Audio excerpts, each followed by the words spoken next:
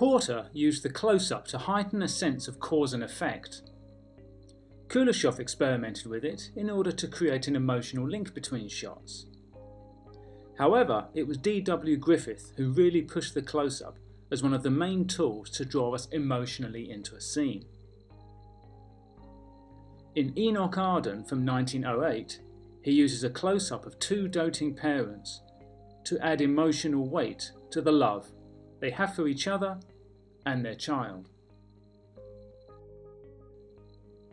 In Broken Blossoms from 1919, he uses a close-up of a terrified daughter to add to the sense of her terror as her father tries to break down the door and get to her. The close-up soon became, and is still now, a staple of cinema, and is regularly used to get the audience into the emotional heart of a scene. Griffith's great contribution to film language and editing was his growing awareness that scenes could be broken down into a series of long shots, medium shots and close-ups that could be used to decide how a scene should play out, and how emotionally involved the audience would be in the scene. Let's look now at how the choice of a long shot, a medium shot or a close-up can change the impact of a scene. Here we see a man working late at night.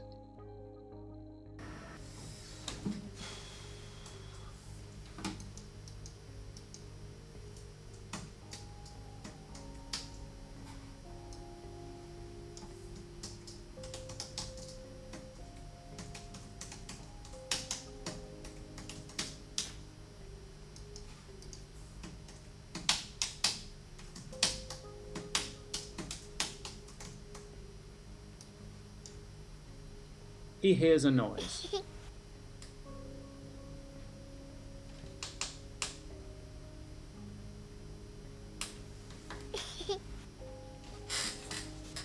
He gets up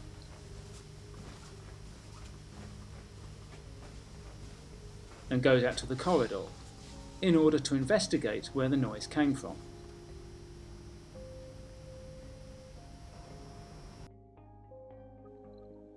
Let's now look again at the scene, this time only using a long shot.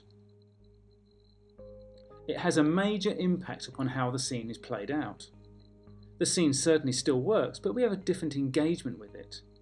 We are now more distant as an audience. There is nothing wrong with this approach, let's remember that. It just suggests that the director or editor might want the audience to, at this point in time, be more detached from what's going on, almost as if they are observing from afar. The use of just the long shot also changes the dynamic tension in the scene. Because it's one single shot, the scene now has a sense of stillness to it. Whereas in this version, which has a long shot, a medium shot, and a close-up, it has a bit more visual dynamism to it, and a bit more impact. Shot choice can also be engaged in order to dictate how much information an audience gets at a certain time. For example, we could start outside, then when we cut inside, all we see first are the hands of the man. It just slightly delays the information we're given, and it takes longer for us to be shown the full context of the scene. It might even add a sense of mystery to the opening of the scene.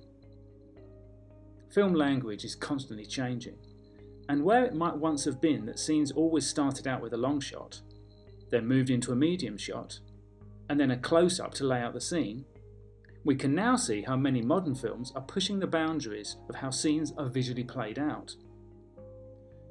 In this scene from BBC TV's Luther, for example, the scene begins with a close-up, then another close-up, and only on the third shot do we get the long shot and the context of the scene. This is highly different from how scenes were played out in Griffith's day. Remember folks that none of these choices are particularly wrong. They're all different. It's just that when you employ them as a filmmaker, make sure you know why you're choosing these techniques. For assessment evidence, make sure you note Griffith's development of the close-up for emotional impact. Note also how we brought to fruition the idea that shot choice could be used to draw an audience in and out of a scene. At this stage, you should also film a short scene yourself and play with shot choice in order to adjust the dramatic emphasis of the scene. And finally, you should note how modern films are increasingly playing with the ordering of shot choice.